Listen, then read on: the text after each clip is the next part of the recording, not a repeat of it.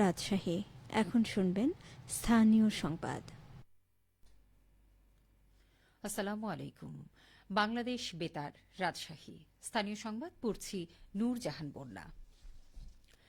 আসন্ন পবিত্র ঈদুল আজহা উপলক্ষে রাজশাহী নগরীর পশুরহাটে সার্বিক নিরাপত্তা সহ আইন শৃঙ্খলা পরিস্থিতি রক্ষায় বিশেষ পরিকল্পনা নিয়েছে র‍্যাব-৫।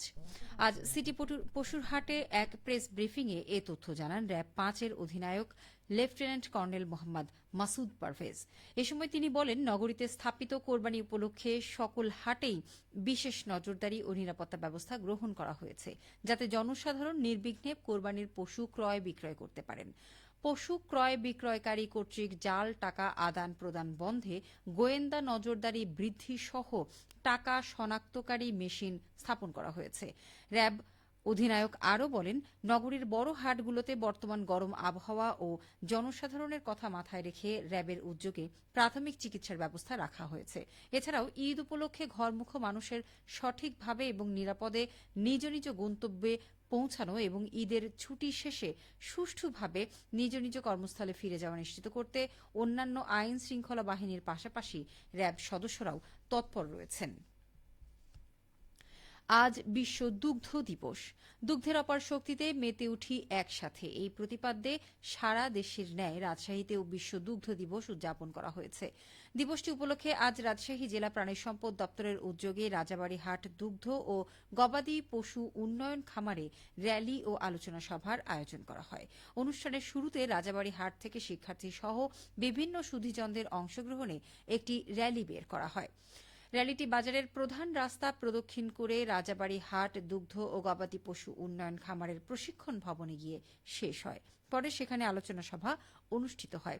জেলা প্রাণী সম্পদ কর্মকর্তা ডাক্তার আতোয়ার রহমানের সভাপতিত্বে সভায় প্রধান অতিথি হিসেবে উপস্থিত ছিলেন জেলা প্রশাসক আফিয়া আখতার।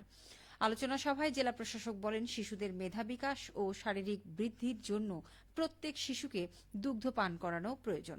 এছাড়াও সকল বয়সী মানুষের জন্য দুধ পান উপকারী। তিনি সরকারি প্রতিষ্ঠান ছাড়াও বেসরকারিভাবে যেসব প্রতিষ্ঠান গরু লালন করে, দুধ মাংস উৎপাদন করে, তাদের এগিয়ে আসার আহ্বান জানান। এদিকে নওগাঁয় বিশ্ব দুগ্ধ দিবস উপলক্ষে র্যালি, আলোচনা সভা ও পুরস্কার বিতরণ করা হয়েছে। আজ সকালে সার্কিট হাউস চত্বরে কর্মসূচি সমূহের উদ্বোধন করেন জেলা প্রশাসক মোহাম্মদ আব্দুল আওয়াল। উদ্বোধনের পর একটি শোভাযাত্রা বের হয়ে শহরের প্রধান সড়ক প্রদক্ষিণ করে। এরপর জেলা প্রশাসকের সম্মেলন কক্ষে অনুষ্ঠিত আলোচনা সভায় বক্তারা দিবসের তাৎপর্য নিয়ে বক্তব্য প্রদান করেন এবং জেলায় দুগ্ধ উৎপাদন ও প্রাণী সম্পদের বর্তমান পরিস্থিতি তুলে ধরেন। এছাড়া দিবসটি উপলক্ষে চিত্রাঙ্কন প্রতিযোগিতায় অংশগ্রহণকারী শিক্ষার্থীদের মাঝে পুরস্কার বিতরণ করা হয়। নাটোর জেলার চাহিদা পূরণ করে বছরে উদ্বৃত্ত থাকছে 1,40,000 টন দুধ। খামারিদের নিরলস প্রচেষ্টা আর প্রাণী সম্পদ বিভাগের কার্যকর পদক্ষেপ গ্রহণের ফলে এই অসামান্য অর্জন। উদ্বৃত্ত দুধ নিয়ে এখন শুনুন আমাদের নাটোর জেলা সংবাদদাতার একটি প্রতিবেদন। নাটোরে বাৎসরিক 3,01,000 টন দুধ উৎপাদন হচ্ছে। জেলায় বার্ষিক দুধের চাহিদা 1,70,000 টন, অর্থাৎ চাহিদা পূরণ করে বছরে উদ্বৃত্ত থাকছে 1,40,000 টন দুধ। জেলা প্রাণী সম্পদ কর্মকর্তা ডক্টর জুলফিকার মোহাম্মদ আক্তার হোসেন এই অসামান্য অর্জনে প্রাণী সম্পদ বিভাগের পক্ষ থেকে খামারিদের জন্য প্রশিক্ষণ ও দল গঠন, কারিগরি সহায়তা ও উপকরণ প্রদানের কথা উল্লেখ করে জানান, উৎপাদন অনেক বেশি। এর কারণ হচ্ছে যে আমাদের নাটোর জেলার যারা খামারি তারা অত্যন্ত সচেতন এবং তারা যে দুধের খাদ্য দুধালো গাভী পালনের জন্য যে কাঁচা ঘাস এটি ব্যাপকভাবে ব্যবহার করে এবং তারা এই কাঁচা ঘাস উৎপাদনও করে এবং এরা কাঁচা ঘাস পরবর্তীতে সাইলেজ হিসেবে সংরক্ষণ করে পরবর্তীতে খাওয়ায়। এই কারণে এখানকার যে আমাদের উৎপাদন সেটা আমাদের চাহিদার তুলনায় বেশি। এছাড়াও এখানে কিছু মিষ্টির দোকান আছে, বিশেষ করে কাঁচাগোল্লা তৈরি হয় এবং প্রাণ এবং ব্র্যাক ডেয়ারির কিছু চিলিং পয়েন্ট আছে, সেখানেও তারা দুধ সরবরাহ করে মূল্য পেয়ে থাকে। এই কারণে এখানকার খামারিরা দুধ উৎপাদনে দিনকে দিন আগ্রহী হয়ে উঠছেন। জয়িতা পুরস্কার বিজয়ী আদর্শ খামারি মুর্শিদা পারভিন সফলতার গল্প শোনালেন এভাবে। 2010 সালে ডেরি খামার তৈরি করি এবং এর পাশাপাশি আমি আস্তে আস্তে ধীরে ধীরে আমার 18টা গাভী করি, 18টা গাভীর 1 মণ দুধ বিক্রি করি এবং এর পাশাপাশি আমি ছেলে মেয়েকে লেখাপড়া করেছি, পুকুরে মাছ চাষ করি এবং কিছু কিছু জমি কিনেছি এবং বাড়ি করেছি, জৈব সার করেছি, বায়োগ্যাস করেছি।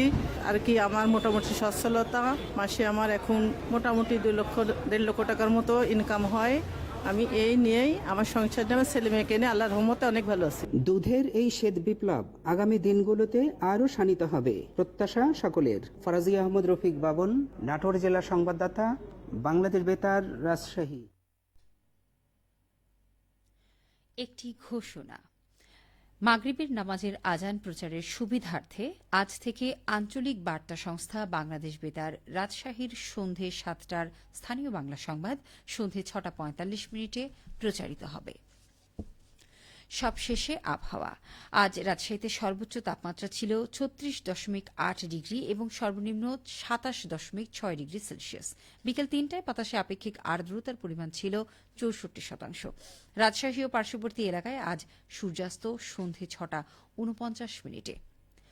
সংবাদ শেষ হল। আমাদের পরবর্তী স্থানীয় সংবাদ সন্ধে 7টায়।